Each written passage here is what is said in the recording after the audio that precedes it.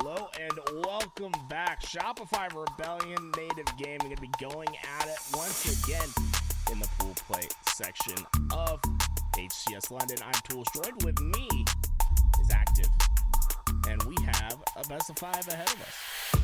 I'm excited for this one. Native's been playing pretty well today, which is cool to see. I think they're attempting to reach that ceiling that they know they can reach with this type of roster. I have to see something more, right? Against Shopify, this is a good time to do so. Obviously, Shopify struggled, I would say, a little bit at the LVT Orlando event. And I don't know, like, I think maybe when it comes to that time difference as well, maybe it kind of snowballs. I really like this Shopify roster, but if Native Gaming has a chance to do anything, they can build off a bit of momentum. You know, we've seen them play pretty decent today. Mikwen's playing pretty well. If they can continue that on, maybe they take out Shopify here.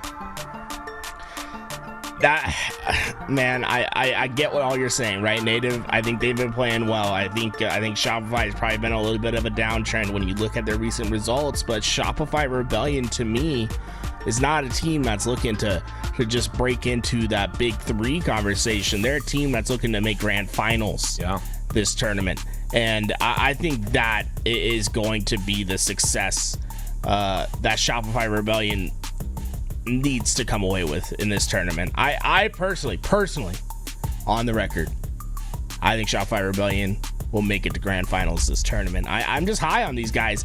When I look at the composition of this bracket, of these players on this team, I think they're going to have that ice factor. That their ability to just win on Slayers, I think, is one of the best in the HCS, if not the best in the HCS. And I think it's going to let them clutch up a lot of Game 5 scenarios as this tournament goes on.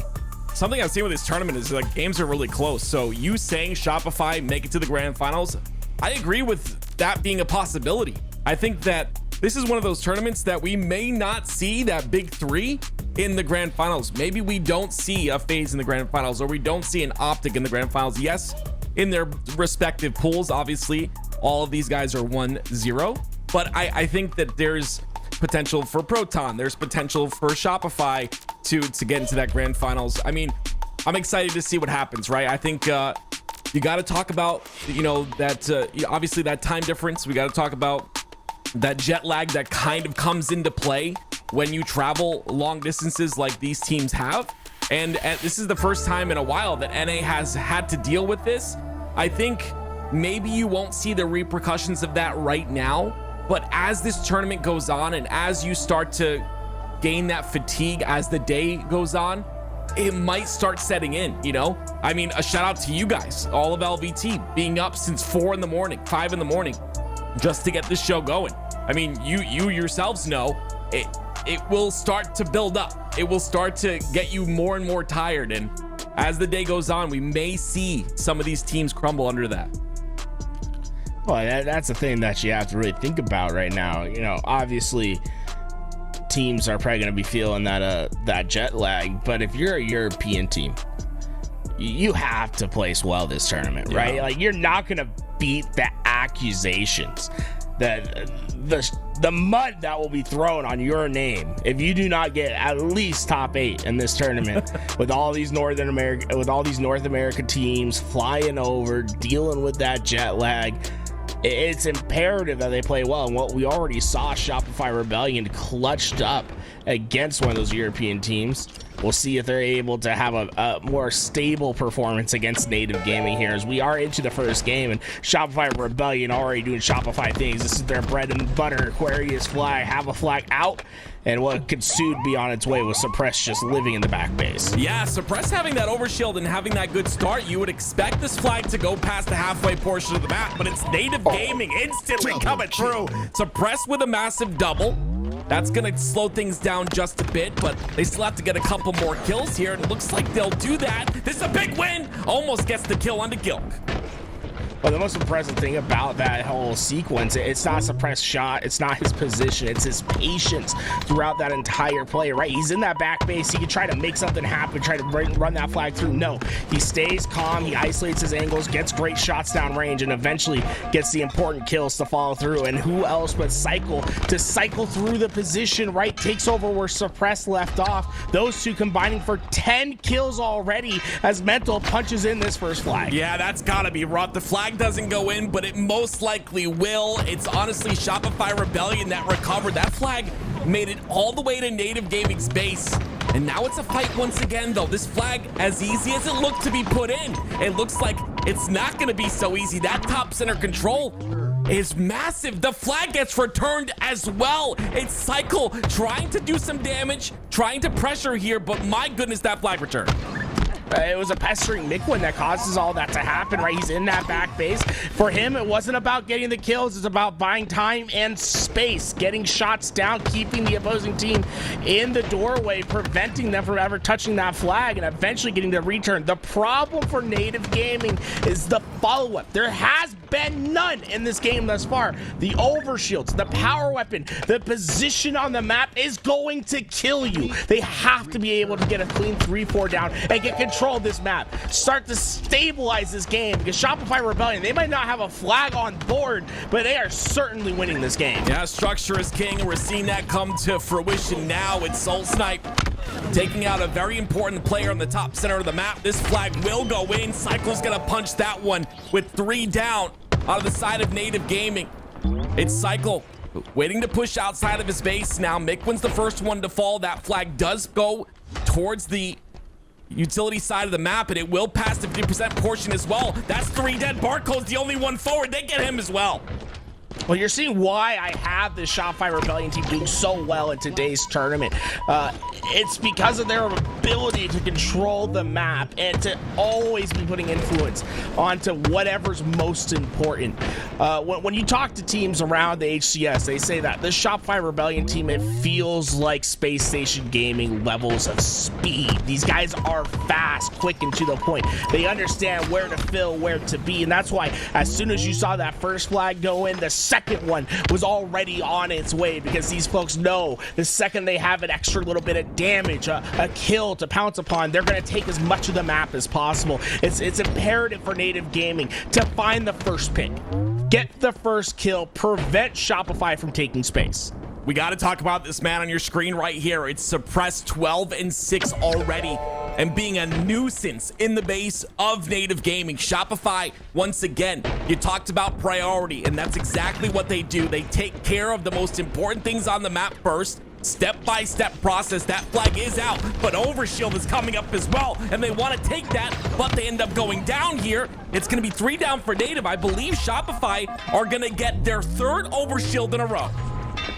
I think Mikwen might have been able to steal it, but the problem is, yeah, he gets the add overshield.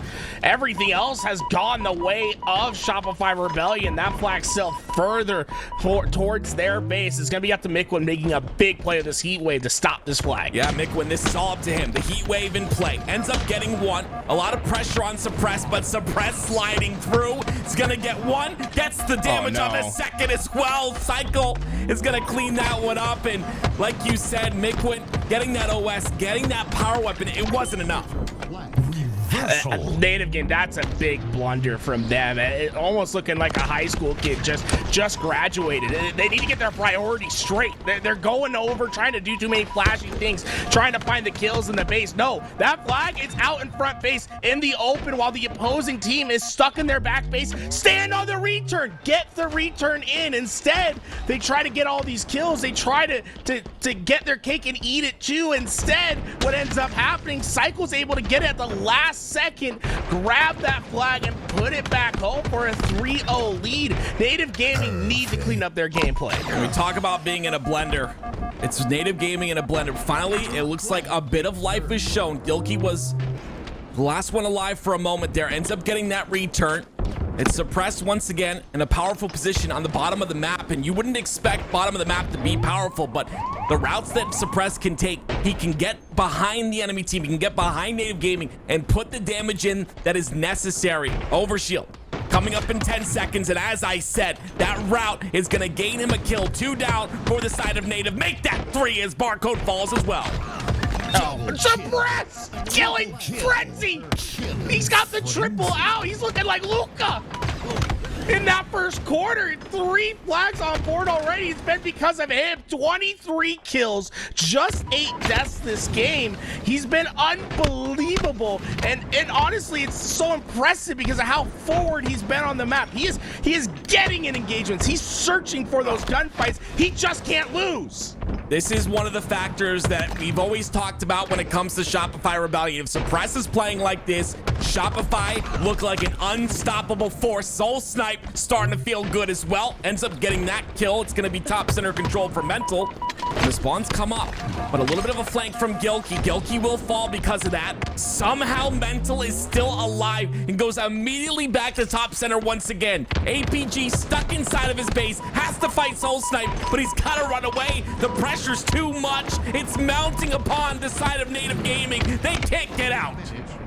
The problem for Native thus far has been the disconnection between the teammates on the map. Well, yeah, Mikwen's gonna get that triple kill, but there's no follow-up because everyone else had to go down in order for him to get that position. I'd like to see Native start holding hands a little bit more on the map, daisy chain their way up and ensure that they have each other's bandits ready to strike. Shopify Rebellion's been so efficient at capitalizing off assists throughout the games. Look at Mental and Cykul in particular, 24 assists combined with the 2 of them. It's allowed Suppress to be as successful as he is on the map, and SoulSnipe's catching up right there with them. This has just been a brilliant performance from all 4 of these, and it all starts with teamwork first, right? It's not about the individual talent. It's not about the gun skill. It's about understanding when you have help and capitalizing on it. Spawns come out in the back of the base, and Native once again gonna die off of spawn. 3 go down. Barcode's gonna be the last one alive. He's in fridge, maybe overextending towards that P side, but this 4th flag is already past the 50% portion of the map. Gilkey maybe in a position to get towards utility. APG alongside of him, but Mental winning a big fight there with the help of SoulSnipe. Another push comes in. Gilkey still alive through the cycle of his entire team dying, and an overshield in the hands of Cykul gonna make this very tough for Native Gaming to stop. The 1-2 punch from Mental and Cykul was too much right there. It all starts with understanding priorities on a map, right? For them, they were running flag. They could have kept running that flag. Instead, they realized the timing's not there. They have to go back and prioritize the slays. And slay they did. The 2 of them responsible for all 4 kills on the map, eventually leading to the 4th flag gap in this first game. Native with a last-ditch effort end up getting 2 down on the side of Shopify. It's Mikwen trying to push in to get the 3rd. He will get it, but once again, look how much damage APG is taking to just get this flag an inch forward in front of the base of Shopify Rebellion. They are not allowing anything to happen. The pace is too quick. Native Gaming 4 down once again, and it's Shopify with a quick return of the flag. Now look how quick they are to be forward on the map. Yeah, Cykul doesn't get another kill to continue on that trend, but where is he when the opponent's going 3 down? Oh yeah, he's in the back of the opponent's base. They're realizing that, yes, we can't lose a gunfight right now. Let's start accelerating the game state. Make sure that Native Gaming feels as if they can never not be in a gunfight on the map. Finally, Shopify go 3 down, and we've seen impossible things happen before. For Native Gaming, it's about starting the game now. It's even. You just gotta put 4 on the board in the next 2 minutes. We've seen it done before just a few weeks ago in Orlando. Barcode could put this first one in, and Native Gaming need to have a very clutch 2 minutes. This is the start of something great. It's a 2-minute overshield, though, that really begs the question. But then again, look, that flag makes it to their base. Native Gaming trying to do all they can, but they can't do enough. It's 4 down once again for Native. The 5th and final flag is being pulled, and only 1 minute and 45 seconds remain. Look at this flank from SoulSnipe. Everything's so easy when you have the OS. He's going for the triple, and he gets the assist.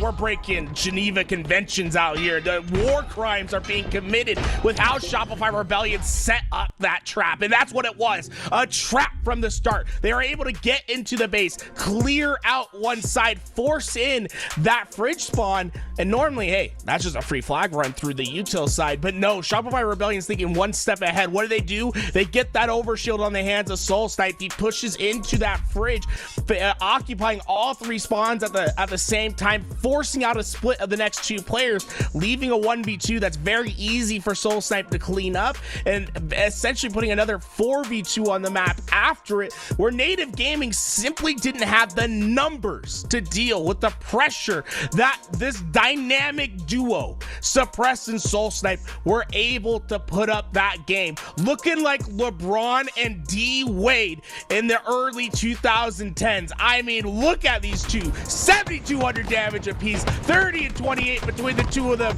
Shopify Rebellion, yeah, they're legit. Well, we talked to SoulSnipe at the LVT Orlando event, and he mentioned how uncomfortable he felt at that event, right? Yeah, a little hot, and I get it. I can't play when it's hot either. I can't stand playing in the heat. But honestly, he looking comfortable right now. Like you said, 7,200 damage between SoulSnipe and Suppressed. I mean, just a beautiful showcase out of both of these guys. I love to see it. I love to see the aggression of this squad when they're playing confident. The killing frenzy right there from Suppressed. I mean, just beautiful top control, beautiful control of the overshield. Nothing went wrong for this Shopify Rebellion roster. And at that point, right in the game, it was 23 kills for Suppressed. SoulSnipe had 12. Look at what the work that SoulSnipe did in the second half of this game and how he just increased his slaying output to basically catch up to Suppressed. Impressive work from Mikey, and a big up for him, because he was very disappointed with himself after Orlando. That's the one thing he said after the event. He said, "Hey, I need to learn how to handle myself when I'm in situations that make me uncomfortable. Yeah, the heat was affecting me. The venue wasn't exactly what I needed it to be, but I have to be able to work past that. That's not a you problem. That's not a their problem. That's a my problem." And that's what he's done. He's gone into the lab, and he's had a frustrating day today, right? He's the first match on stream. It took about 2 hours, it felt like, for them to get that first game going. They had a move setup. He had probably one of the most frustrating experiences you can have at a LAN. What does he do when he comes back to that stage once again? He shows why he's one of the best in the game. Absolute stunning performance from him. Absolutely love that. 100%. Wish him the best as the tournament goes on. But we move on here to Cloud9 versus FaZe. This is Pool C. This is on the C stream, of course. We're going to be covering the 3 down for FaZe right now, and an opportunity for this man on your screen. It's Tusk to pull this flag through the utility side of the map. I don't know how far he'll make it through, though. There is a lot of pressure in the mid side. It's going to be Renegade he has to deal with. Damage goes in. He ends up staying alive. I love this play by Tusk. Stay alive, get those shields back, and allow your team to rally through. And he does just that. The timing is beautiful. The flag will be continued on, and Tusk is still able to do damage through this light.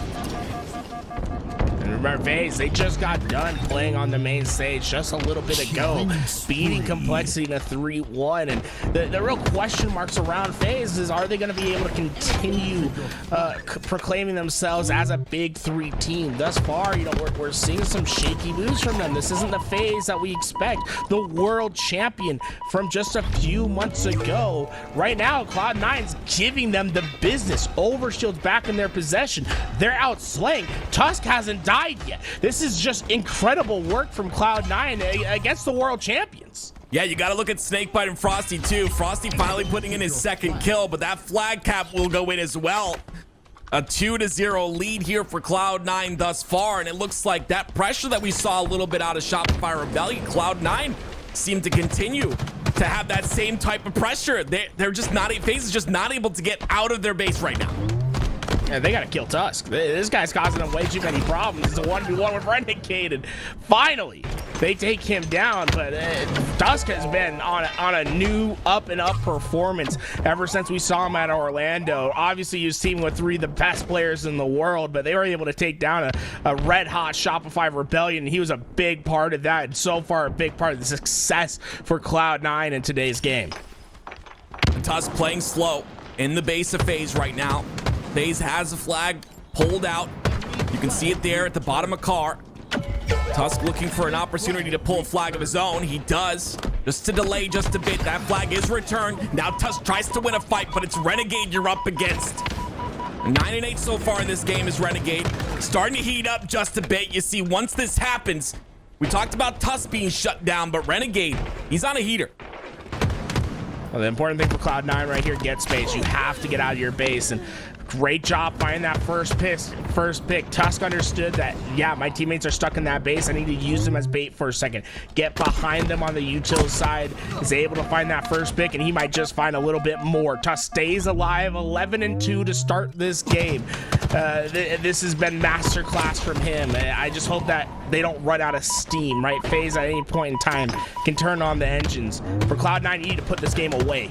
Capitalize on flag caps wherever and whenever you can get them. I mean, just a beautiful job by Renegade there to completely delete that overshield. Cloud9 could have used that to potentially get another flagpole, but with it being off the map now, it's Suspector with a heat wave, and something we're seeing out of this Cloud9 roster is the control of the sandbox, but it's not helping them too much here. The kills still come out. SnakeBite with a triple kill, and now the heat wave is in his hands. That's fantastic work by SnakeBite to get behind enemy lines. That's the one thing that that FaZe has been missing all game, is they've just been battling on the front lines. No one's been able to be in that flanking position, and this is beautiful work from everyone over on FaZe. SnakeBite pulls in that flag. As he does that, you see the rest of FaZe collapsing in on the P side. So they're able to pull the flag before the kills even come through, and then basically use all that time that Cloud9's on the respawn to get it back home.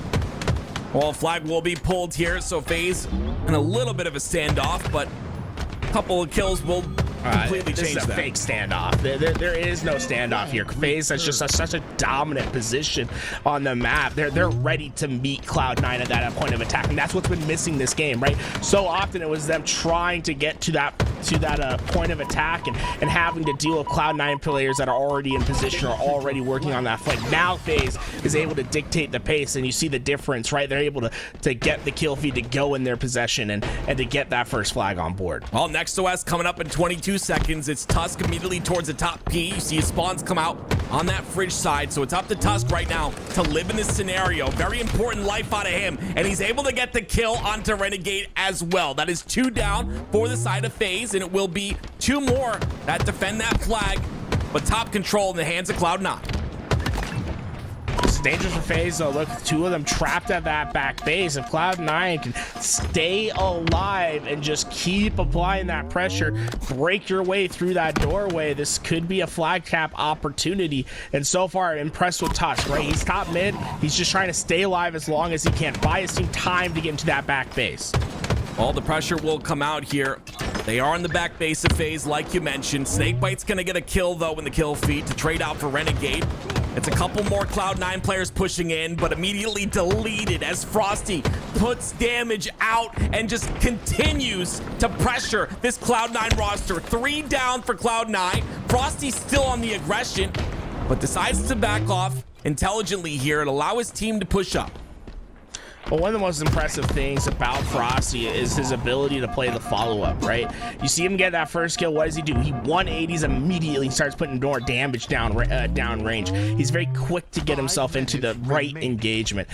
So far, FaZe has done a great job of battling their way back, but they haven't quite been able to get that control that they're looking for, and it's largely been because of the holes in their defense. They're leaving too many lanes open for players like Sav and Tusk to find, and you can see that reflected in the score sheet, right? Look at Sav's 13 assists this game. That's him understanding where his teammates are, being able to be in that right position, right timing to help them find the important kills on the map. That's the reason why FaZe has really been struggling to get that game-tying flag capture in.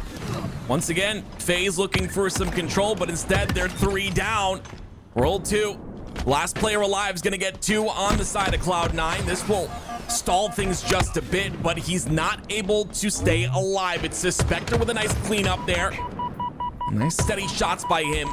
Looking to push up as OS comes up in a second here. This is going to be the point of contact for both squads. Renegade a bit too aggressive.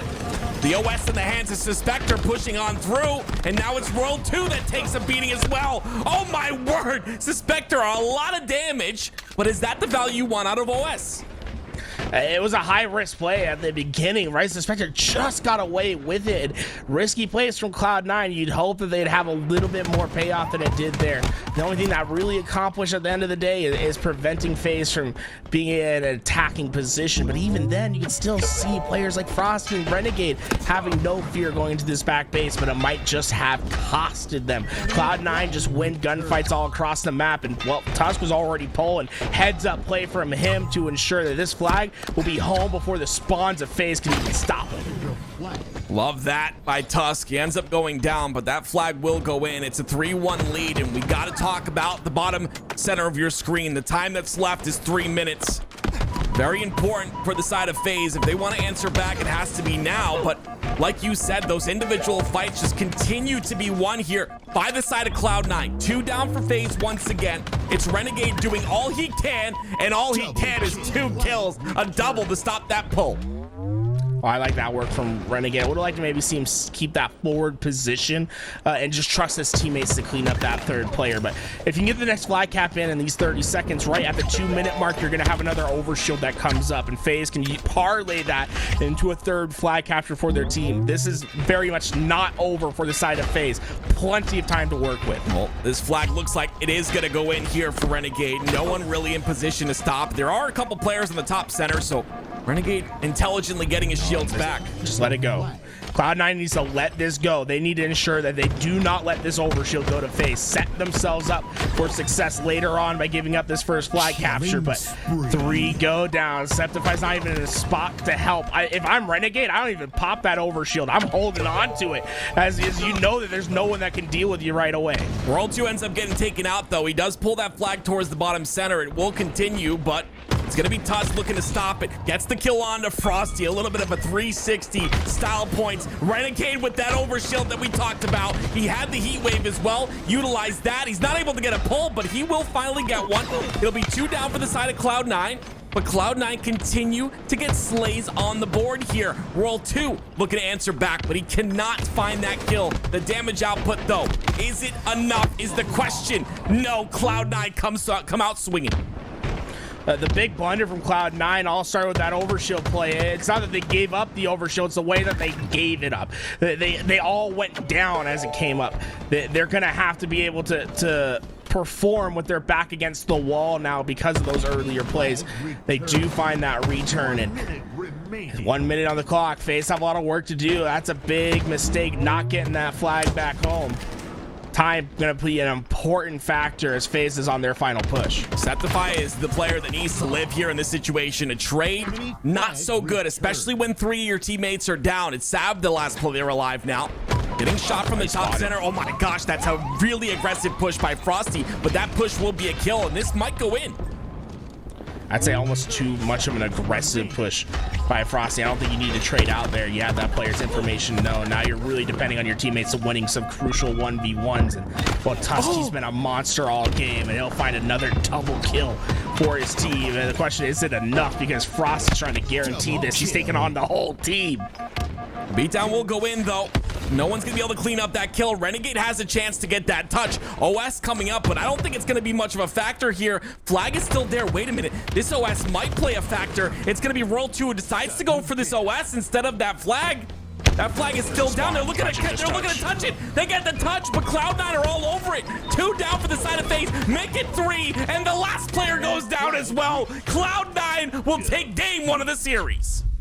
Just an important piv at the bottom of P1, understanding that they had to win the fight for Overshield. That fight goes their direction, and Cloud9 put a massive blow on a juggernaut in this tournament. FaZe, the world champions, bleed early in this game, and fantastic performance from Tusk. You have to give the man his flowers.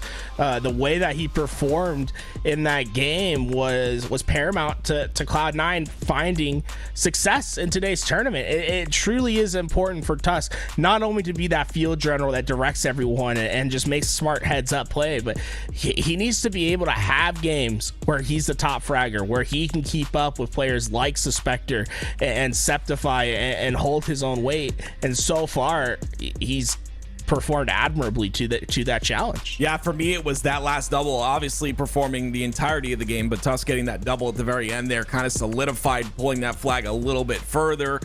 Making sure to get that return was Cloud9. Very staggery, very, obviously just rushing towards that flag return, stacking on top of it. A lot of damage was output, but no one from FaZe in a position to get those stops. You see it right there on the screen. It's Tusk, 29 and 17, a 14.3 KDA out of him. And I talk about him so often as that, that player who was a coach for FaZe for a little bit of time now, looking to showcase that he's not done just yet with his competitive career. And like you said, I agree with you, getting better every day. It's sort of a feast and famine situation for Tusk in that game as well, right? A lot of flanking plays. That's not necessarily a bad thing, right? Because he obviously feasted that time around. My only question is, can you keep that consistency up? I think the tandem between Tusk and Sab was so impressive to watch, because Tusk hitting a lot of those back flanks in order to get easy shots and to get good kills for his team. But Sab was the player that set up a lot of those plays for the team, him being a lot more aggressive with his gameplay. I believe we saw him with double-digit assists. Also a higher death count, but just below on those slays. So far, fantastic teamwork from Cloud9 is really what makes the difference between them and FaZe in that first game. Well, as you can see in the series layout here, Cloud9 do take that game number one, and honestly, it was FaZe that had sprouts of control, I guess, those little moments of brilliance, but well, it was two flags that didn't get home, right? Remember that FaZe, they had two great flag opportunities that Cloud9 were able to stop, and one of those was due because Renegade, I believe, had a flag fumble where he lost a little bit of timing, and a little bit of timing goes a long way at the highest stage of Halo, right? You have to be able to perform every button maneuver at 100%. You cannot afford to fumble out some of those flags. And remember that last game, the last flag play, they were patient, but they weren't patient in the right way, right? They left that flag out into that front base. They were very cognizant that they need to get slays, but I don't think they knew that they need to go for that overshield a little bit earlier. I'd like to see half that team maneuver their way over to that P side, secure that overshield, and use it to secure that flag. Instead, we saw a lot of risky plays at that front base that just did not go their way. Well, taking a look at some of the replays here, it's the triple out of SnakeBite, and this was one of the moments where I think FaZe got some control out of it. Again, it was looking really good that they could bring this game back, especially when they were down 3-1. Remember, SnakeBite, the reason he got that triple kill was that was the first time in the game where we saw FaZe put on a successful flank on Cloud9. Cloud9 had just done a masterful job at understanding where the gaps were and not letting FaZe get behind him. The one time FaZe got behind him, well, it ended up being a triple kill for SnakeBite. The only flag that would really matter in the game for Cloud9. Well, game 2 underway, and what a way to start it. Cloud9 up 1 in the series and 4 down for FaZe. So you love to see that start out of Cloud9. They immediately continue to hold this C side, not really pressuring the spawn of FaZe, just pretty much sitting back, waiting to put that damage in, and that allows FaZe to push towards his camo. It's a big kill from Sceptify, but Frosty comes out on top of it. A risky plays from Cloud9 to basically overload on that green side as camouflage was coming up. Felt like FaZe should have been able to get away with this camo, but they've been very slow and methodical on their pace for this camouflage, finally grabbing it, and this is their opportunity, right? You need to make a statement in this game too with how game 1 went in the favor of Cloud9. It's important for FaZe to not only answer back with a win, but I think a statement game is needed here. Well, sometimes you see teams wait out that camo, wait out that 30 seconds, but it's Cloud9 playing very aggressive. Even though FaZe have that camo, They decide to push on in. They end up getting 3 dead momentarily. They hold a 10-8 lead, 3 down once again for FaZe, and now Suspector with a snipe on top tower. This is where Cloud9, I think it's important for them to realize that the first pick is what matters the most. And it's not necessarily even the first pick. It's the first bit of damage, but Suspector will take that. Yeah, it comes right away, and it's going to slow FaZe's roll. They're not going to be able to push for anything for free as the numbers are evened out. Well, Suspector, with only 1 shot left, ends up missing that. Rallies towards his team on the camo side of the map. I really like this rotation. Give up the tower side, get back towards your team. You understand that FaZe already won that backside. The only thing I don't like about it is I think you take a little bit too much of an open route, letting players just get a couple little too many chip shots into them. And Cloud9 feeling the punishment because of it. Well, SnakeBite sneaks on through. New camo coming up here in about, I believe, 15 seconds or so. That'll be a factor. Couple trades come through. Suspector is gonna get that double. He's 5-4 to start this game. FaZe have taken the first lead of the game. That QT, whoa! What just happened? He sent the back! QT! That's insane! He sent the sticky back with them. He said, hey, express delivery through the quantum realm.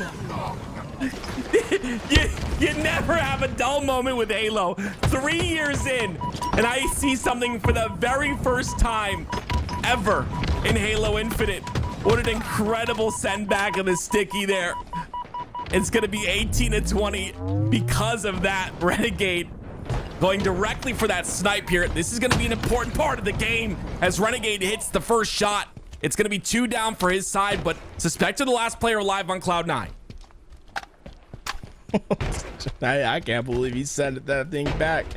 That was nuts. Renegade, though, this sniper, right? This is what you've been looking for all game, and this is where FaZe is the most success. They're gonna have the most success in the game is when they have a snipe in their hands. You got 3 of the best snipers ever to do it, period, in Halo.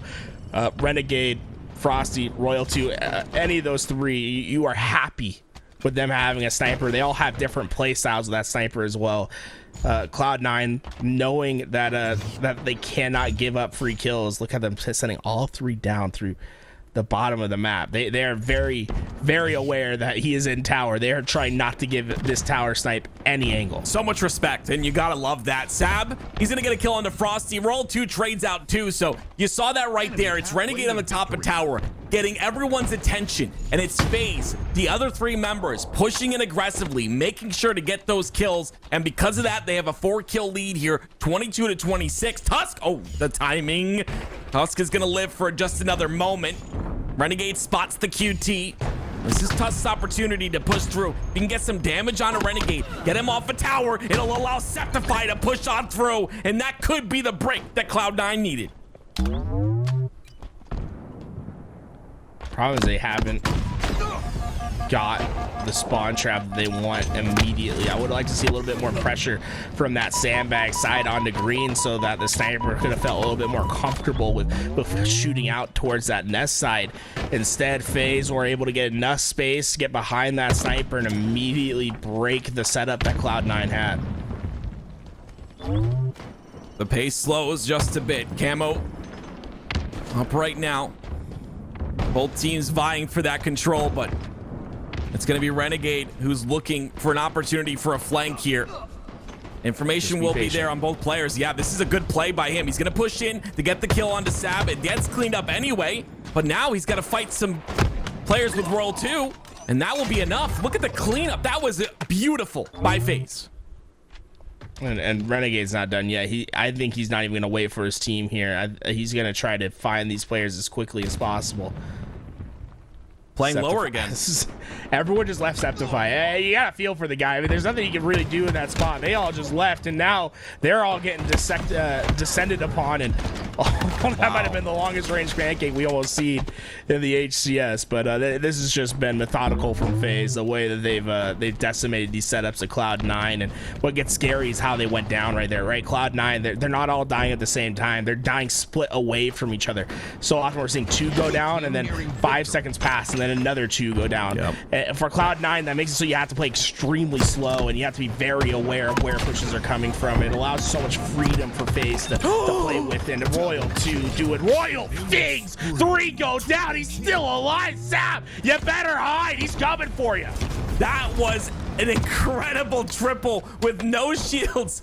Ends up getting 2. You love to see that.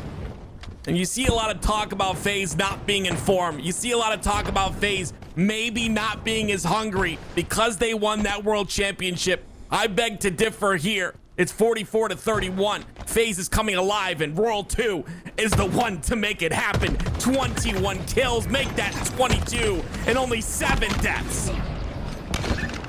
It's just been fantastic work from FaZe. And what we talk about, right? We talk about making a statement game. Royal 2 very much having a statement game in this Slayer, but it was even until it wasn't, right? And that's explosiveness from FaZe. They can just take over a game at any point, any time. That's why they are the world champs. That's why they've had so much success. I mean, what, you got 6 world championships between these players, I believe. It's truly a team that has to be feared at all points in time.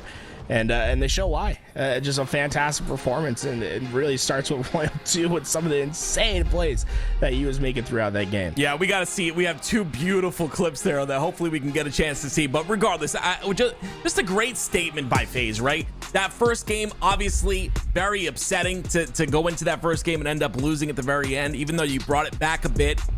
And then they go into game 2 and they just absolutely dominate. I believe this is the send back here. So QT sends back the stick, return to sender, cluster luck as well. So he got a double there, right? I'm so mad.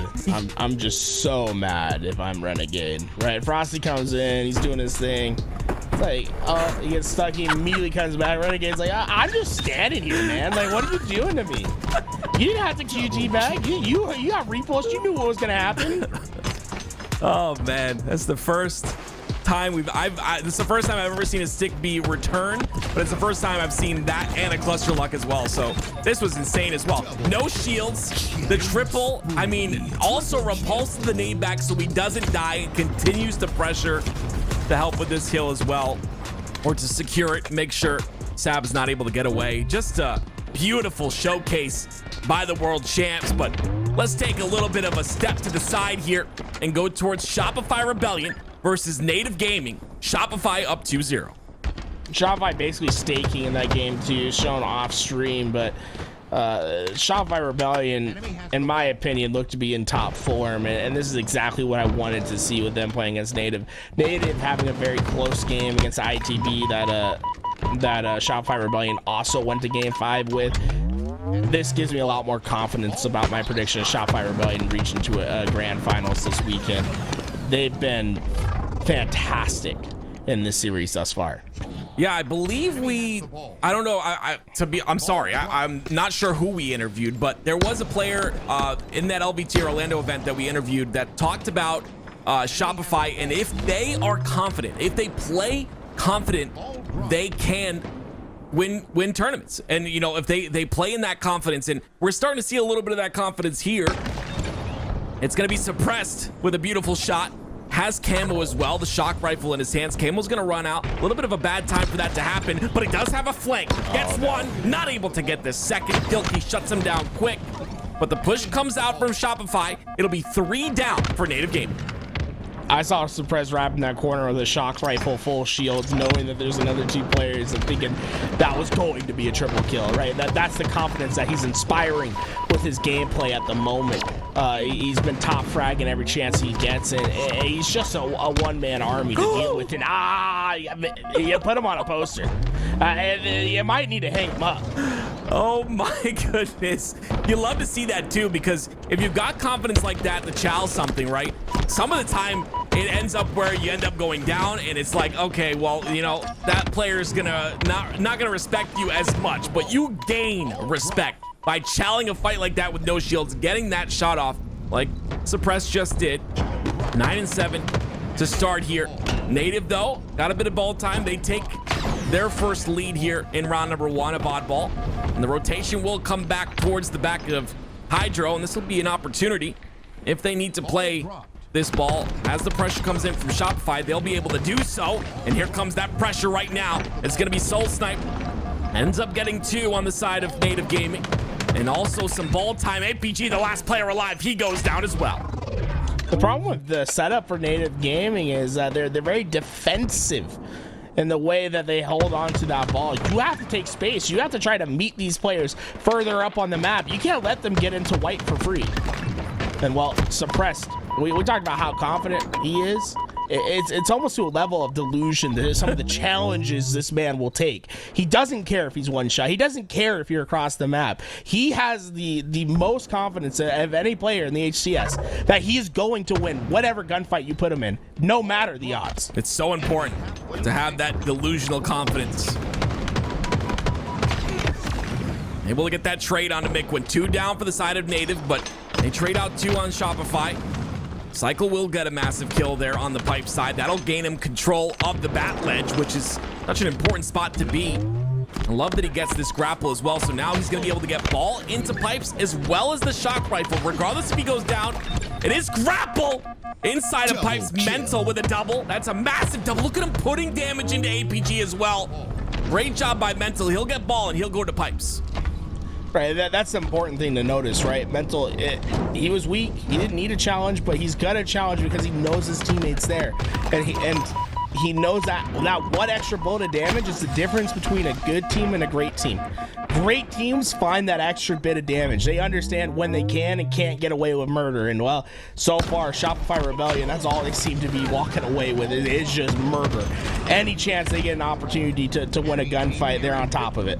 Cykul a bit overextended there, though. He ends up going down, but it's a couple trades that come out. 3 down for Native. Mental.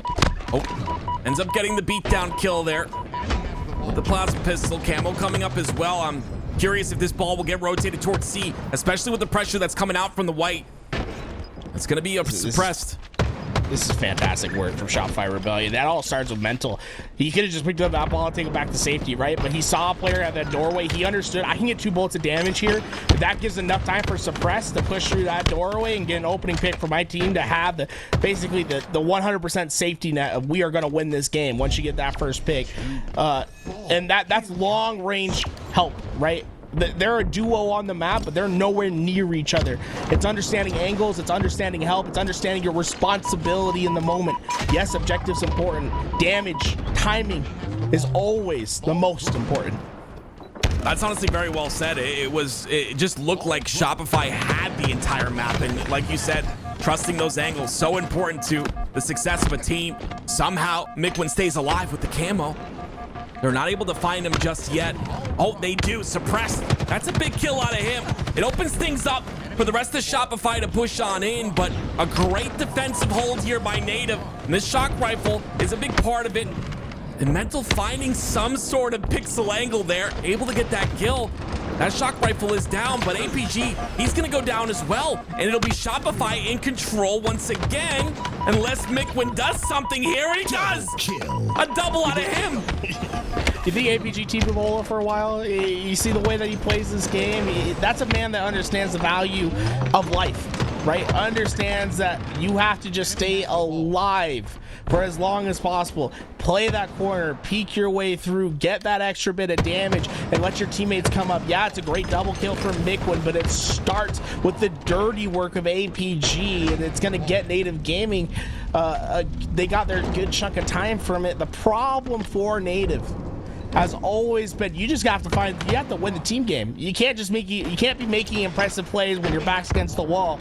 You have to be proactive on the map. You have to be able to find the first pick and force the play rather than react to the play. And that's what Barcode just did. A brilliant play from him. The breakthrough, find 2. 2 go down. They come off a spawn, but that camo gonna be important here. Comes up in 3 seconds, but Barcode. Hey, sometimes you got a place to be. We'll see you in 8 seconds. It was really fast to jump into that water. Didn't want to give the kill, but there's the camo now in the hands of Suppress. Talk about his confidence here. We'll see if he's able to put this camo to work. At least information is given. I'd like to see him be really fast, try to get behind these players in the pipes before they can even make a play happen. The thing is, sometimes you have to go smell the roses on your journey. Finds an easy kill at APG, and he's in just a deadly position, separated from the rest of his team, but in a spot where you can help them as pushes come through, and it really leads to 4 going down. And this is where the game gets spicy. Oh, he's got a shock rifle and camo. You best be hiding. I love that. Again, re-peeking. No shields. It's going to end up costing, though, as he does lose the shock rifle there. Mikwen somehow gets that beatdown inside of batteries. Gilkey going to catch and intercept the ball. And that'll give Native Gaming a bit of control here. They do have the cross as well. You see APG waiting for a player to push through. That'll make that ball player feel a little bit more safe in Gilkey. SoulSnipe, though, look how they immediately take over the glass side. It's going to be a little bit of ball time here for the side of Native, but Shopify are pushing in. 3 down goes Shopify. Last player alive is Mental. He's stuck in the batteries. A clean sweep by Native. And the strongest position Native's had all game. They just split the map in half. You put a line right through top gold to A, and on the left side of that line was all of Native Gaming ready for the push of Shopify Rebellion. The problem Shopify Rebellion had is they didn't push multiple lanes at the same time. You have to distract those bandits, get them disconnected. Instead, it was just an easy team shot for Native Gaming. Gilkey looking for an opportunity to maybe play this ball. Feeling a bit confident. He does do a little bit of damage there to allow maybe Mikwen to clean up this kill. And because of that, Cykul will fall. Look how quick Mental is to get this ball. Maybe a little bit too aggressive here. If a nade hits him, yeah, he's going to end up going down, but somehow stays alive. The ball does get knocked away. That's not going to allow him to put this ball inside of pipes. But Suppressed has this camo. We'll see what he's able to do with it. Suppressed has just been the facilitator, the power up today, and I cannot stress how impressive he is. The shots that he hits, that's across the map, makes that 5 shot look like the easiest thing on the planet. SoulSnipe gets the kill off the pad. Suppressed follows up with a shot of his own, and it's really the delinquent duo, Suppressed and SoulSnipe, that have caused mayhem. Dottie and Mikey have just eviscerated Native Gaming once again, teaming up for over 50 kills in this game. And they know the spawns too. It's SoulSnipe immediately ready for them. Finally, Native find a little bit of a break here, but Mental, the damage has been done. So much ball time being acquired by him. 128 seconds of ball time for Mental. Native Gaming will have control of the pipe side. Barcode, he's the first person, the first point of contact. Does a lot of damage, but only one of those players get cleaned up. Finally, another one does. But again, it's Shopify Rebellion continuing to pressure through. All 4 down finally. It'll be Native in control of the pipes. What's important for here is Native to get that setup once again, right? You had a clean setup. This time, APG doesn't have any help on the right side. And what do you see happen? Cykul spawns at glass. Shopify Rebellion's going to have some great timing over here on the collapse. They lose their fights over on the A side. Yeah, you're going to win this one, but there's help coming in from the back side with the spawner and Cykul. That all comes from Native Gaming not having enough space to deal with Shopify Rebellion. Yeah, 1 by 1, the ants go marching in, and 1 by 1, they get taken out. That should solidify this game for Shopify. They need 8 seconds, but really no one in position right now. Suppressed has the cross here. Gilkey's going to try and push on through, but he's not going to have any timing. And there it is. Shopify Rebellion with a 3-0 sweep versus Native Gaming. Hey, Cowabunga, man. That was that's the Ninja Mutant Turtles right there. Donatello, Michelangelo making some plays right there. Donnie, Mikey, those two were so impressive. Watch out for Suppress and SoulSnipe in this tournament. It sounds like they're ready to take that next step in their career, and it's gonna happen this tournament. I'm telling you, keep an eye on Shopify Rebellion. In my opinion, this is a team that's grand finals bound. Well, let's shift our focus here to Cloud9 versus FaZe. Cloud9 tied up in the series. FaZe with a very convincing game number 2, and that's Slayer 50-34, I believe. And Cloud9 obviously winning that game number 1. It's FaZe with control of the ball. 15 seconds for camo. SnakeBite playing this slow. Very interesting angle here, waiting for a potential push through the blue pipes maybe, or towards C plat. Sab's gonna go for that camo. SnakeBite's gonna be ready for him, but SnakeBite is completely surrounded at this point, and he ends up falling because of it. Well, I like the setup that FaZe has right here, right? They're creating a dynamic play by having control towards C and gold at the same time and holding their ball in long haul. They're basically giving a lot of faith to that ball holder to understand rotations and to understand where he can and can't go. They opt to go towards that top gold side, and basically, even though Cloud9 prevents FaZe from getting ball time, they're never going to be able to quite get the kills that they want to have that satisfying kill plus ball setup time. Instead, it's just kill after kill for FaZe as Frosty patrols the middle of the map. There's nothing else to call this. This man is checking every spawn with this shock rifle. This is the Frosty that scares so many players and so many teams when he's playing like this. We'll see if he can continue on this tear, though. This push will come in. It's World 2 with the trade there. Oh, a massive kill by Sap, but again, SnakeBite's up top. He's going to be able to stop Cloud9 from grabbing this ball. It's a 1v1 situation. It's a massive win by SnakeBite if he's able to do it, and he does. A reversal comes through, and he'll maintain control of the ball inside of pipes. Enemy has the ball. And what's been interesting about the setup from FaZe, right? Traditionally, when you play this game, you play positions that have easy play ball ability, right? Top A, so you can throw it out in the pit. Over at back C, so you can throw it off the map and reset the ball in total. What we've seen from FaZe so far in this game has been positions that don't have much playability inside of pipes, inside of long haul, but have dynamic options instead, because they trust that they're going to be able to find slays and work on rotations and try to maximize value. Cloud9, it's been a painful choice for them every time that they've had to play in. Do we focus on going right for that ball? We have to find the players that we are unsure of their positions, and so far it's just been working time and time again. The painful choice, the decision was made, right? They had to go get ball. What did they give up in the meantime? Camouflage goes into the hands of FaZe. Nothing feels satisfying for Cloud9 in this game. Yeah, Cloud9 trading camo for 2 seconds of time, not going to benefit them too much here. It's Frosty with that camo. Sceptify is going to be his first victim, ends up taking him out, waiting for the spawns that he knows are coming out onto that elevator side. And you can see it's Cloud9 playing a bit slower here. Finally, they'll make a move. They decide to make a move towards the camo player and Frosty, and he's going to make them pay for it with the double. And I feel like we're seeing FaZe go through this metamorphosis in these last few plays that we've seen from them, where we're seeing them transition into this team that has these great rotations throughout the map. They're playing very fluid throughout the game, whereas before, like in game one, we were seeing them try to set up and make these team pushes happen. Instead, we're seeing fluid movement to get nasty triple kills, and he's gonna get the overkill off spawn. Frosty's doing nasty things. Nasty Frosty, what are you doing over there? It's FaZe who are dominant here. They allow that game one to go into Cloud9's hands, but have answered back ever since, and now they have one round in oddball. But like I said, Frosty, it's a flip of a switch sometimes, and I agree. A metamorphosis is a great way to put it. FaZe look really, really good, and it's FaZe, I mean, it's Frosty, I'm sorry, who gets this massive overkill to make a statement to say that we're here. We're still a top 2 team in the world. Yeah, I mean, they're saying, hey, act like you've been here before. You can't just win one game and think you've won the war.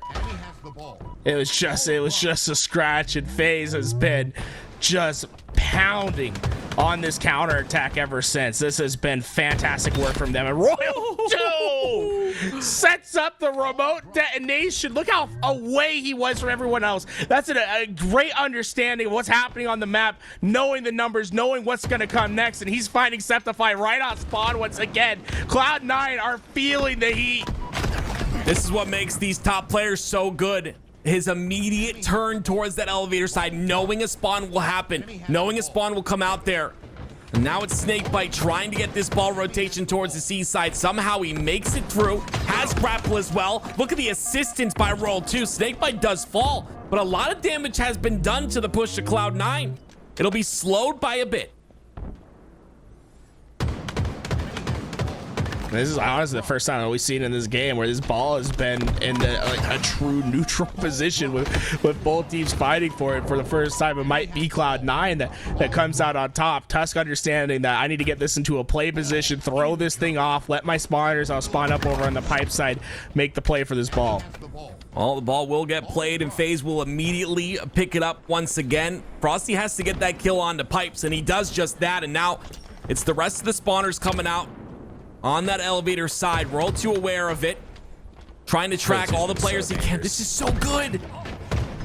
He is the perfect isolation player at the moment. I don't think I've seen a bad play from him this game. And what's been so impressive about it, right? He's been on the island the entire time. Normally we expect Royal2 to be that player in the back lines, trying to get shots across the map, being that player that has that incredible cross range shot. This time he is forward on the map. He is playing on an island, playing isolated ball and finding great timings on players where it's not a gunfight. It's an execution squad. Royal 2 has been obliterating Cloud9. Well, he's about to get tested as the push comes through from the white tower into Cat. Looks like they decide to reroute, which allows Royal 2 some pressure here on the catwalk side. Because of that, he'll clean up Sab. He's got another player in Sceptify, but he's got a couple of players. And again, maximizing his life, he takes out 2. Fast rotations. This is going to be important for Cloud9 to recognize what the next play is as early as possible. Where are the spawns coming from? Where do we focus on this first pick? And I don't think that came nearly soon enough. You saw how fast FaZe was on that push. It started with Royal 2. I mean, it started with Renegade over on the white side. The spawners happened to be in pipes. They immediately flood together, and the timing was perfect. They push in and just collapse on Cloud9 like nothing ever happened. Well, Cloud9 finally a little bit of control here as they get ball towards the elevator side. One of the players ends up disconnecting, I believe, unless it could be an observer glitch. We'll see. But Camo coming up in 22 seconds. It looks like there was a disconnect there. So we'll get back to you as soon as possible. But I want to actually ask you, if you don't mind, a little bit of a breakdown in that round number 1. What, like, I know you talked about it a little bit, but kind of, you know, tell me why FaZe were so dominant. Was it just Royal 2's playstyle? What made them so dominant in round 1? I mean, Royal 2 is giving them so much freedom by being such a strong, isolated player on the map. And this is the same thing that you can take in matchmaking, right? When you're on an island, the difference between you getting a couple kills and playing well and ensuring that you maximize your value is the difference between a team having very strong fluid setups and teams just getting eviscerated with the reduction of numbers over by the ball. FaZe is playing perfectly. That's the only way you can describe that first round from them. It was perfect Halo. Let's shift our focus here to Cloud9 versus FaZe. It's going to be a 1-round lead here for FaZe. They've got the second round. They've got 28 points, I'm sorry, in the second round as well. SnakeBite is going to be that player that kind of anchors this side of the map, puts that damage into the players crossing on that glass side. And it's going to be 2 down for FaZe. So an opportunity for Cloud9 to take advantage of this. They get ball and they rotate it right towards the Renegade. Renegade's there to try and get some slays, but he'll at least force that play ball, which is huge for the side of FaZe. Somehow SnakeBite has just done the nasty. I don't know how he's alive. Does he get this next kill? The Sinister Serpent just getting kill after kill. What was that from SnakeBite? He somehow was able to stay alive and just got that little bit of extra value out of his life and you know, doing some sinister things. The Serpent able to find 2, and that's just fantastic plays from FaZe. But unfortunately for them, the ball rotation from Cloud9 just a little bit too fast. They're in a great spot to break this early on, but it's going to come down to the opening slays. Royal 2 looks like Frosty dies on the back of Hydra. Royal 2 aware of that, ready for this push from Tusk. Tusk has to win this fight, but an intelligent back off there. Respect shown towards Royal 2, knows staying alive is much more important. A trade comes out in the pipes as well. The shroud screen gets taken towards that catwalk side to allow Tusk to push on forward, but Royal 2's ready for it every single time. A massive kill by Royal 2 allows FaZe to get the ball, and now Royal 2's got the cross. Oh, what do you notice about Royal 2 once again? Where is he? How is he? He's alone and isolated on the island once again. He makes the big play, and this is why FaZe is so dangerous, right? Is you can make whatever play you're going to make, but the problem is that you can just let Royal 2 be by himself, and he can handle 1 or 2 players, whoever you bring. He's confident he's going to win it.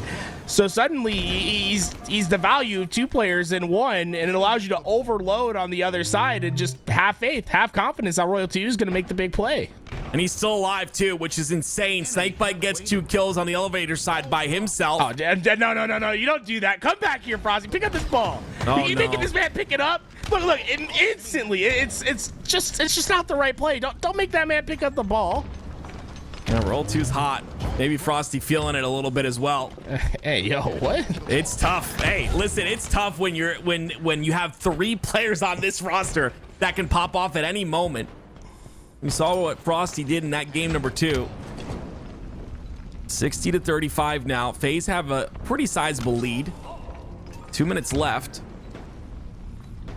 But finally, Cloud9 showing a bit of control here. That's just going to be deleted, though. 3 down for Cloud9. FaZe make 1 push happen and immediately get control. Frosty knows the spawn so well on this map. Multiple times we've seen him just fly at someone the second after they spawn, and that's how he got his overkill earlier on this map. Instead, FaZe just seems to be rolling away with this thing, and SnakeBite's going to send it right back. He's going to use his camouflage to be that first line of defense. And this is fantastic. Don't do it again. Back. Oh! Wow. God! 13-6 out of SnakeBite, willing his team forward here. A player you know, we talked about the three Slayers on the team, but I mean, at any point, all 4 of these players can flip that switch. SnakeBite's definitely doing so right now. It's really big by Tusk though to get that kill. 3 down for FaZe, make that 4, 2 spawn. And now it's Cloud9 in control here. Not a lot of time to catch up on either, but look how fast Renegade is. They're not expecting that push, but he ends up going down for it. I don't think anyone was expecting that push. That's what we call delusions. Delusions. Thinking that you can just make that push and nothing go wrong. That's what you. That's the thing that only the best players in the world can get away with. Having that much confidence that they can just take whatever fight they want. No team help, no nothing there. Renegade immediately gets shut down and punished. It. Honestly, like that kill, might just be the difference between FaZe and Cloud9 winning this game. Like FaZe hasn't been able to put together a strong team push for the last 30 seconds because Renegade died so early. Yeah, Renegade went down, then Frosty, then SnakeBite, all individual deaths, and now Renegade goes down again. So you might just be right. It might be Cloud9 here that take this round. It's going to be Tusk playing forward. This is a good play. He's got a flank on 2 different players. Can he get the kill, though? No. Renegade turns around, takes him out. Ball played towards the bottom center of the map. Renegade trying to get that kill onto Sab, who's the forward player, but Sab gets a big kill onto him. 91-80. FaZe still trailing. I'm not mad about that play that Tusk made, right? Even though it doesn't work out and FaZe ends up getting that ball and getting a little bit of time out of it, I'm not mad at Tusk because Tusk is trying to make the game-winning play, right? He's not trying to make the safe play and try not to lose. He's trying to win this game. Smart plays by Frosty, right? You see a blueberry on the ground, you wait, you poison it, wait for someone to run over, and well, eventually it does the work for you. Somehow Roll 2 ends up getting taken out by Tusk, who was Roll 2 is trying to get that ball into a position where they could get a little bit of ball time, though. Frosty has been popping off. 5 seconds left. That's all FaZe, that's all Cloud9 need, I'm sorry, to tie this up, and they do it. They tie it up at 1. We're going to round 3. He tried. Getting there in time. The grapple, unfortunately, it's just a weird angle when you're trying to hit that grapple at a low plane. Trying to get that grapple slide. Frosty, unfortunately, just couldn't get it to work out. For Walsh, you'd be proud? Yeah.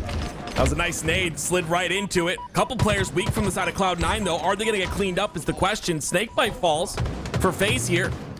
Renegade taking the smart angle, blocking off lots of lines of sight. This is beautiful because he's able to continue to do damage here.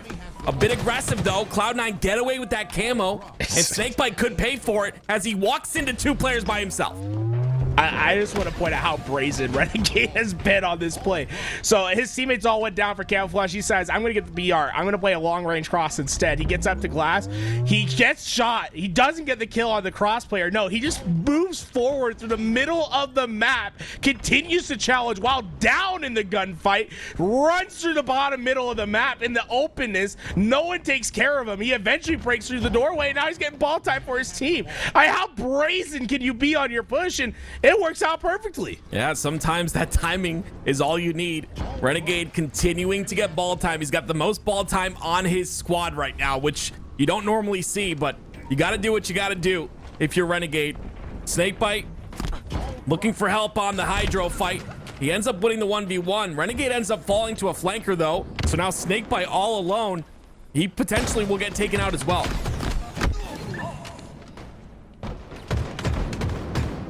Great shots down on both sides. The shock rifle is really going to be a determining factor in this game. We've seen it so far.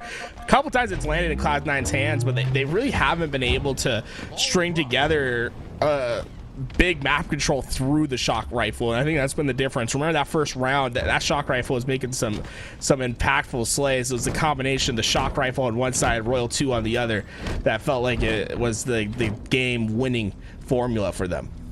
Well, you see the shroud screen pinged right there and the camo coming up. That only means one thing. And it means 4 down for Cloud9. just the worst timing ever for Cloud9. Not able to do anything. I believe that will be camo in the hands of FaZe now. SnakeBite does get the ball, rotated towards the pipe side. Tusk tries to be aggressive, tries to get as much damage as possible. There is another player in Sab that makes it through the gold stairs. That stick not gonna connect though. Sab does get taken out, and you see FaZe playing a bit more structured here, taking out the pieces one by one. It's an elevator spawn though, and ends up taking out Frosty. It was 3 down momentarily, but all the while FaZe continuing to get this ball time. I just want to point out Frosty's position when he makes that play, right? He's bottom white. His teammates are over at gold. Traditionally, right, you want that player at A. Frosty doesn't care about the A spot because he knows how powerful bottom white can be. He has access to the crosses on both sides when they go in to try to challenge that ball. He says, hey, you want to spot A? That's great because you're going to push towards ball. No one's going to push out towards white to challenge a ball carrier that's at gold. He gets great amount of damage down, gets that cross map shot onto top gold that you would never get from any other position, really just showing off how powerful spots like bottom gold, like needles on this map can be, and it gets FaZe a huge chunk of time. Well, you see Tusk trying to rotate it towards his teammate and Suspector on the long haul side. Frosty gets a kill in the feed. Renegade's gonna trade that kill out, so that's a safe grapple here with the ball, and that's a safe hold here on pipes. And look, Frosty immediately pushes out A. They're going to be able to get that A spawn. My question is, where do they go next? Look how Renegade is putting pressure into white. They're not really happy with holding at A. They want to push out through white and try to get themselves over at C, have a more dynamic position with that ball. Doesn't work out for them that time. I think maybe trying to be a little bit too greedy on the map this time around, but I like the ideas from FaZe, right? They're never content. They're always going for the game-winning play, hitting a good rotation rather than just getting your bog standard setup that every team has practiced countless hours on breaking. In my opinion, that was a really big blunder there by Cloud9, right? They know the spawns are coming on to C. That's a camel that's not now in the hands of Cloud9, and all the while, they're getting ball time. They could have brought this round 3 back, but that might come back to bite him potentially. It's the Spectre trying to fend off the pressure from Royal 2. He cannot. That's 2 clean kills for FaZe. An opportunity now to continue this pressure. Royal 2 not missing a shot. 3 down for Cloud9, and it looks to be FaZe who are trying to end this game. Royal 2 just plays such a frustrating angle from the perspective of Cloud9. You see the one-shot player, you just can't get the shot in on him, and eventually he reversals the whole situation, puts you on the respawn screen, and that'll be a game victory for FaZe as they go up 2-1 in the series. Fantastic work from them throughout that entire game.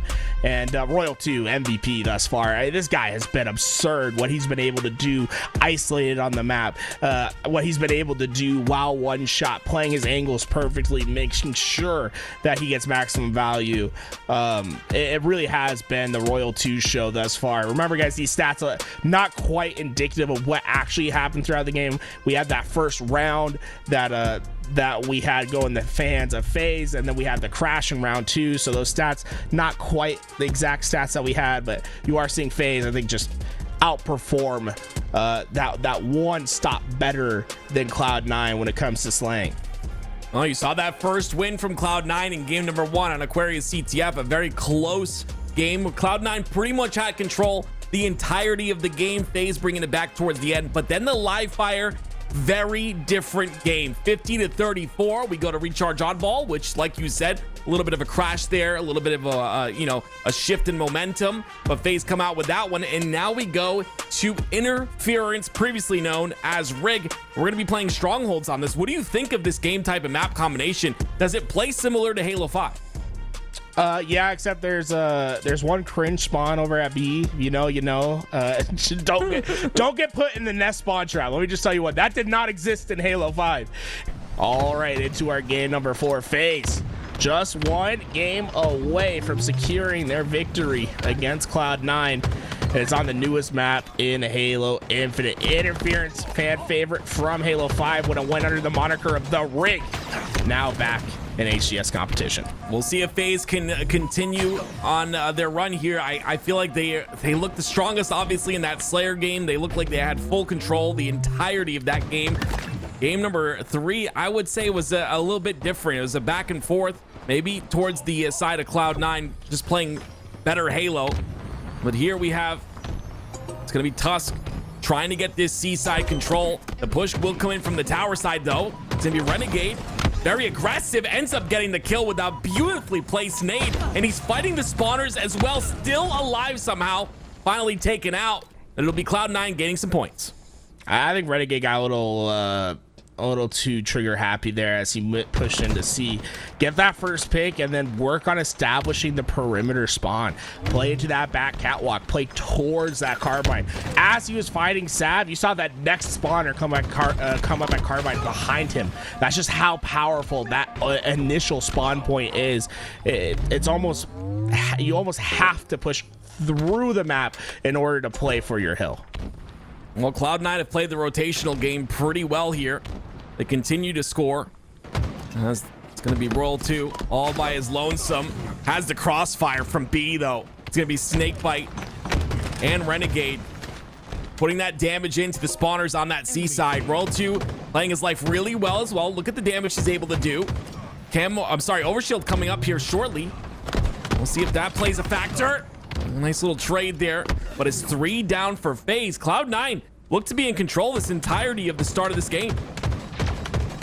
Oh, Tusk just able to get away with that overshield's going to be a big help to them as well. Just really denying it from FaZe always going to be a big priority for the team, but Cloud9, I think I've really been playing well, and it's all been thanks to this 1-2 punch of Tusk and Suspector. And it's strange to say, like, usually Tusk is that objective glue player whenever we talk about him. Obviously, everyone likes to talk about his coaching pedigree when he was with FaZe over at Season 1 and how he's one of those players that just understands timings and Halo IQ. But he has been slaying today, and it's been what Cloud9's needed. It's the reason they've been competitive. But the other thing is, like, you're playing against FaZe. I mean, it's Frosty. He's gonna get double kills. He's gonna do nasty Frosty things.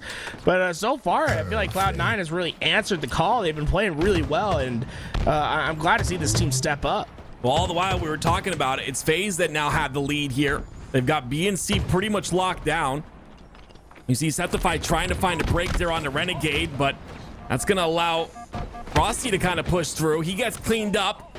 B will potentially be taken here, but it's FaZe still in control, trying to flip A now.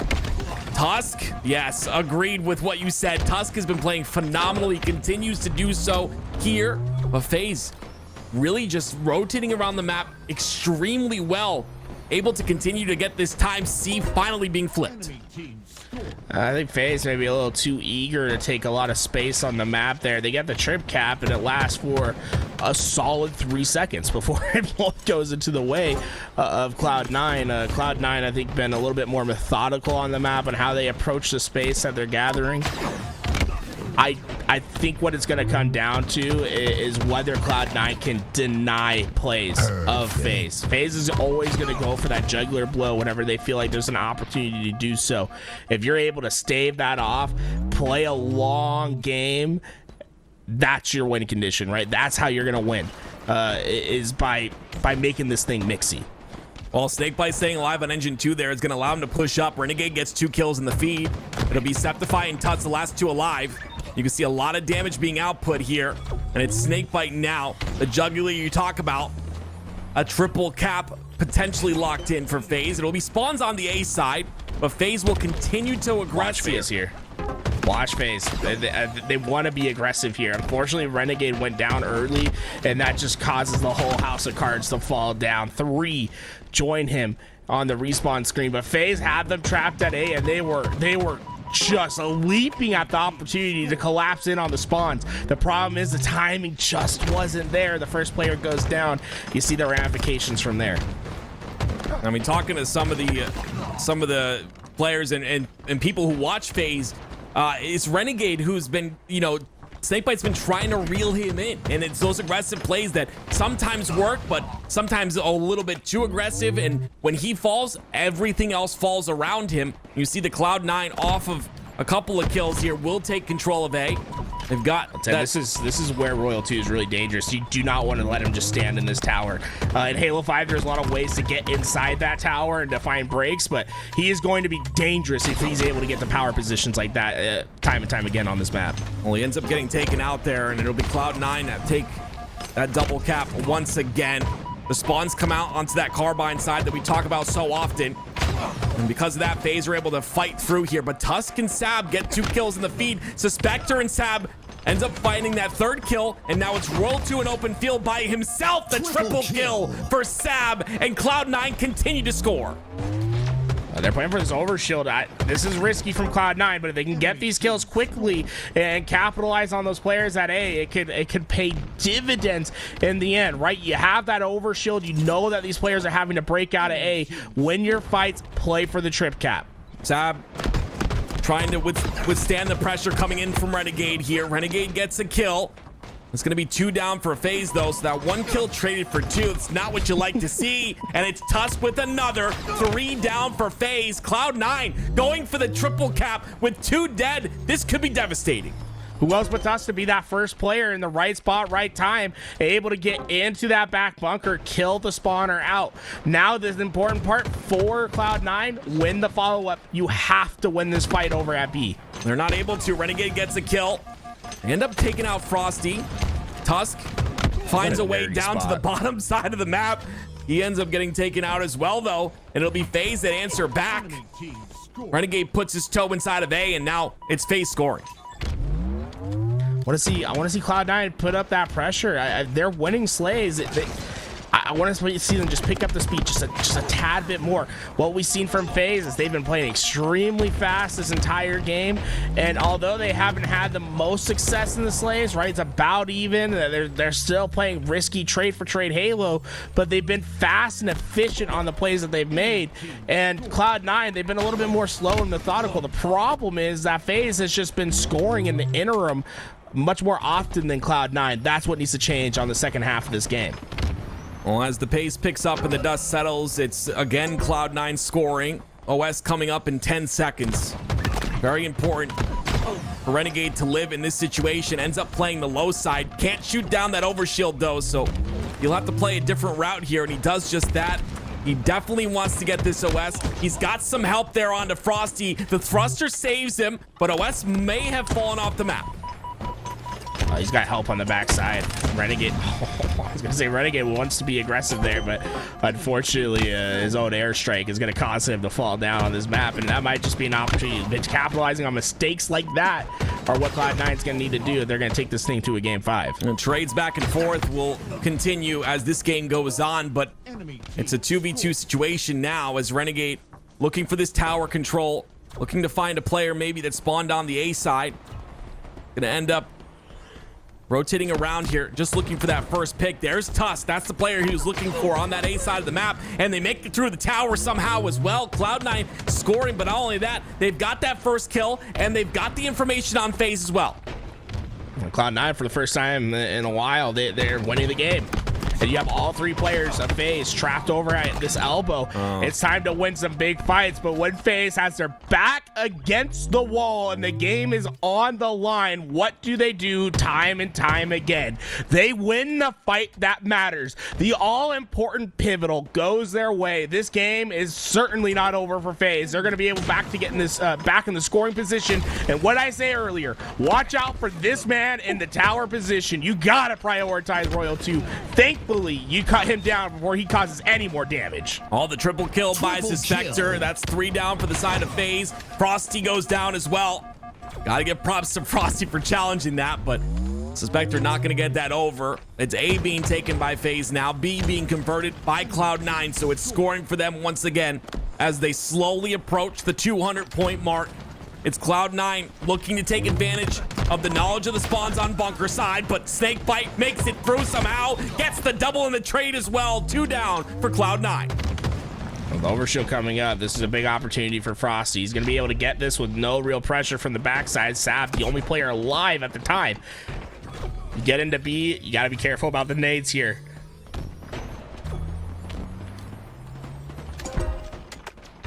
OS is important in this scenario. It's Frosty.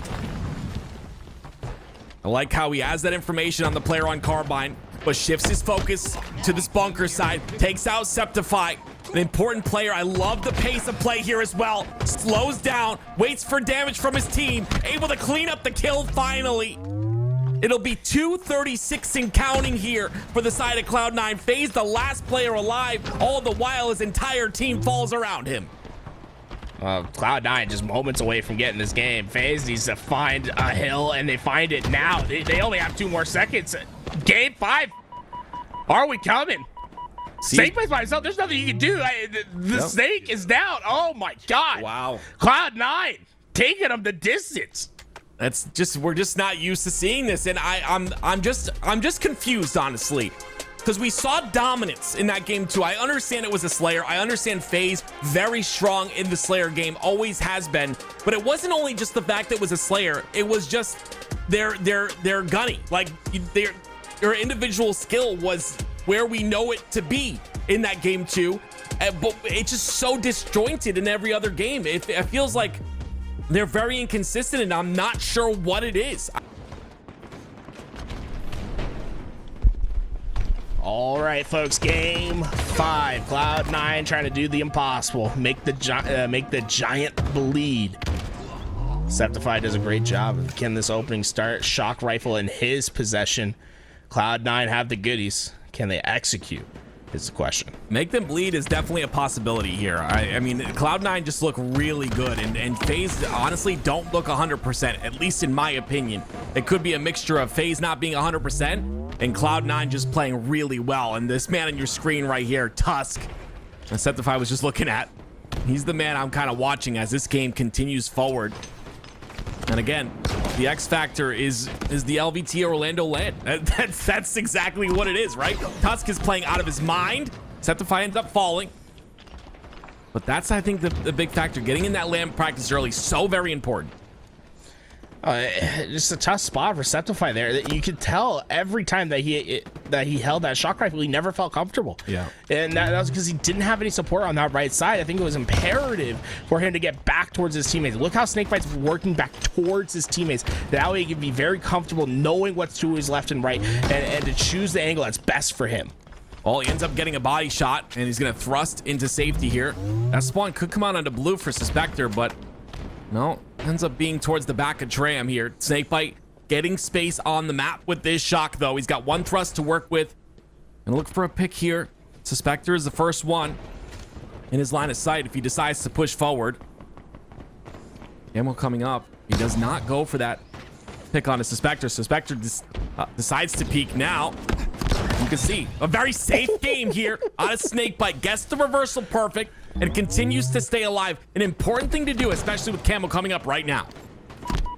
Well, SnakeBite's position alone is really stopping Cloud9 from being able to do much over on the nest side. They know that, hey, we can't really peek out, right? Because the shock rifle is going to blame us if we do. Instead, they finally have to push him and get rid of it. But by the time they do that, shock rifle's value, it's been maxed out. FaZe has been playing a fantastic game thus far, and now for them, for the rest of this game, with a 6-kill lead, you just play trade for trade. The Cloud9 is going to have to force a win here. And that's a position where FaZe is very confident. They know that they have the best gun skill in all of Halo. You have 3 of the best, actually 4 at this point, that are going to go down probably in the top 10 Halo players of all time. All 4 of these, when their careers are done. For them, trade games, that's easy. You're so confident in any gunfight you get in. Now they've got him trapped at snipe side as well. World 2 playing the role he plays so comfortably here, just doing maximum damage, gets the double kill, gets the killing spree. We saw FaZe in that game 2 Slayer. We're seeing it again here in game 5. 23, ladies and gentlemen, 23-11 is the lead for FaZe. Is the problem with Slayers for teams like Cloud9 against FaZe is that FaZe just has so much freedom on what they want to do. Look at the spawn trap. They're just cycling on the map. What spawn trap do we want to force next? Oh yeah, all 4 of these players are at yard. You didn't get the first pick. Uh-oh, it's a knockout. There's nothing you can do when you get put in this position. Tusk is desperately just trying to find a spot where he can help his team spawn and have dynamic positions on the map. He's done that. He has top gold. It's imperative that they get a numbers advantage. He ends up exposing the angle though to Tram side. Even with all those with the knowledge of all those players being inside of Tram, he ends up going down first. An important position, maybe not taken advantage of. And Campbell coming up here, the 8-minute mark, and it's gonna be Tusk once again off a spawn. A couple kills come out for the side of Cloud9, but those are immediately traded by FaZe, and Frosty with a shock rifle gonna make things interesting as he gets the first, looking for the second, but Sceptify takes him out. The thing about this map is that double-digit leads can disappear just like that. We saw how FaZe put up this lead.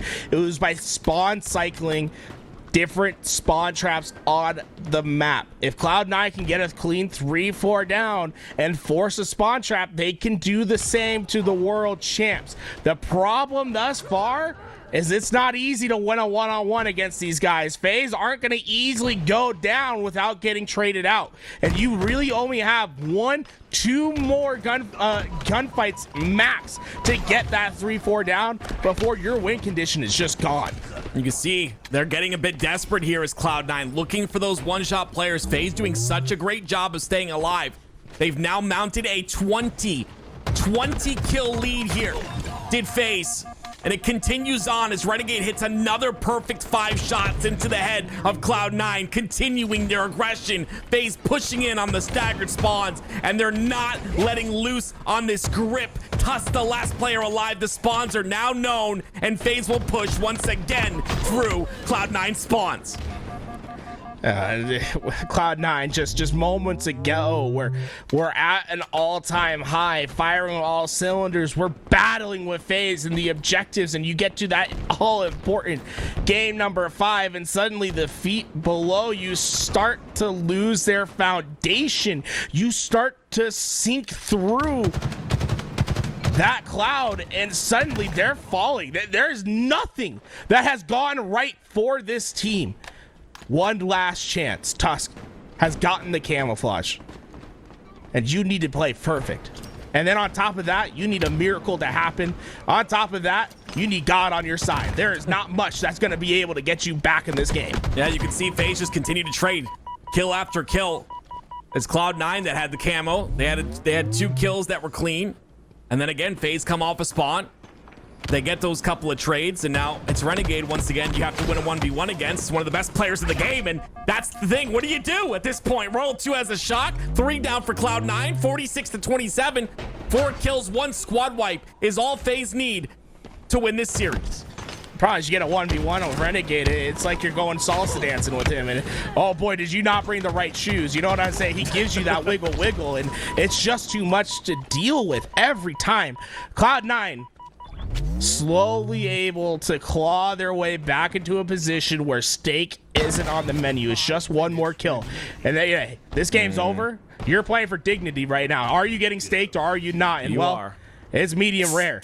Great job by FaZe. Game 5 clutch up. Everything that we expected from this team, but At the same time, those woes that we are thinking about FaZe with their online performances, with their scrims not going as well these last couple of weeks, might be creeping into their land gameplay. Yeah. It's pool play. It's too early to sound the alarms.